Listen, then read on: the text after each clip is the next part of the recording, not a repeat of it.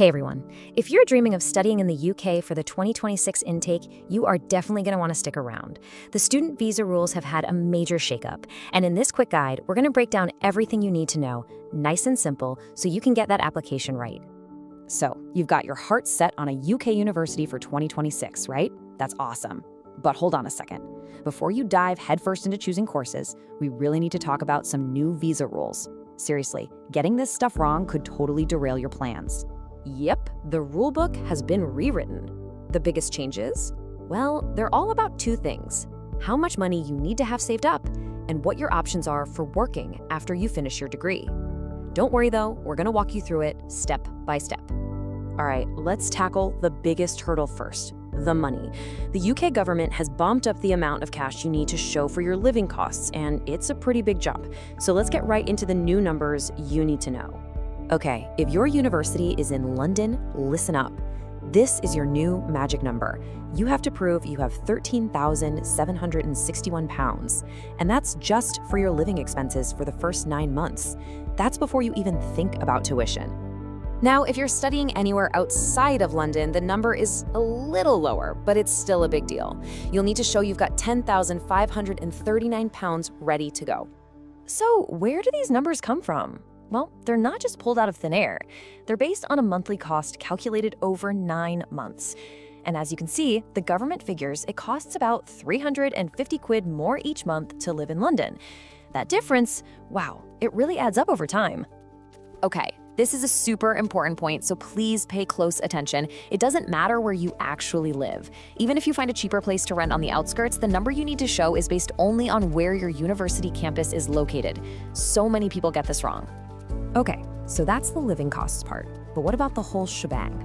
How do you figure out the grand total you need, including your tuition fees? Actually, it's pretty straightforward. It's a simple little formula, really. Just 3 steps.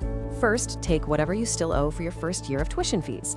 Then you add the right living cost number we just talked about, you know, the one for London or outside London, and voila, that's your total. That's the amount of money you need to have sitting in your bank account. Let's put this into practice with some real-world examples, because numbers on their own can be a bit abstract, right? So look at this. A master's student in London, even after they've paid a hefty deposit, still needs to show over £25,000. And for an undergrad, it's even more. Seeing it laid out like this really helps you see the actual amount you're dealing with.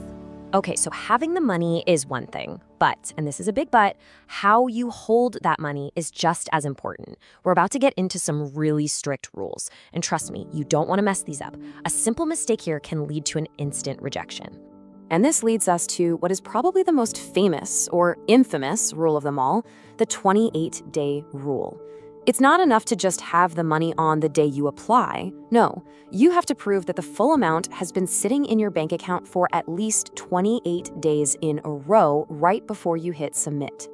And when they say consecutive, they mean it. They are incredibly strict. If your balance drops below that magic number, even by a single pound for a single hour, guess what? The clock resets. You're back to day 0. You have to start the whole 28-day count all over again. No exceptions. You also have to be really careful about where this money is coming from. They want to see cash that you can access immediately. So things like stocks, shares, crypto, forget about it. The value of your house? Nope. It has to be cash in a savings account, either in your name or your parents' names, but if it's in your parents' names, you'll need extra paperwork to prove it. And here's another date to keep in your calendar. The bank statement you use for proof, it can't be more than 31 days old when you submit your application. So make sure you get a fresh statement right before you're ready to apply. Just a quick note for any PhD students out there. If you're eligible to bring your family with you as dependents, you'll need to show extra funds. And the amount is £7,605 for each person you bring. Okay, so we've covered the money to get you in. Now let's switch gears and talk about what happens after you graduate. The rules for staying and working in the UK have changed too, and this could definitely affect your long-term plans. So, you know that popular graduate route visa, the one that lets you work for a bit after your studies? Well, it's getting a trim. Starting January 1st, 2027, if you're a bachelor's or master's grad, that visa is shrinking from 2 years down to just 18 months. That means you've got 6 fewer months to find a sponsored job. Now, if you're a PhD student, Good news, yours stays the same at 3 years. And one more thing for your post-study plans. If you're aiming to switch to a skilled worker visa, the English language bar has been raised. It used to be a B1 level, but now you'll need to prove you're at a B2 level.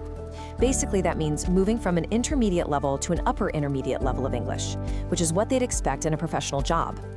Phew, that was a lot of information, I know. So let's boil it all down into a final checklist. These are the absolute key takeaways you need to have straight before you even think about applying. First up, timing is everything. A good rule of thumb is to apply about 8 to 10 weeks before your course starts. And here's a new one that might catch you by surprise. Even if you're from a country where you don't need a visa for a short visit, you'll probably now need something called an Electronic Travel Authorization, or an ETA, just for your studies. So make sure you check that. And here we have it, the ultimate cheat sheet. Seriously, you might want to screenshot this one. It's got all the key numbers and deadlines in one spot, the living costs for London and outside, the extra cash for dependents, and of course, those all-important 28 and 31-day rules. Everything you need at a glance. Now look, we've done our best to give you the most up-to-date info, but here's the most important piece of advice I can give you. Immigration rules can and do change, so you have to double-check everything on the official government website. That's gov.uk. Think of it as your Bible for this whole process. It's the only source that matters. So yeah, the rules are different now. They're tougher. But you know what? You've got this. Now you know exactly what to expect. As long as you're organized and prepared, it's totally manageable. You've got the roadmap. The only question left is, are you ready to start the journey?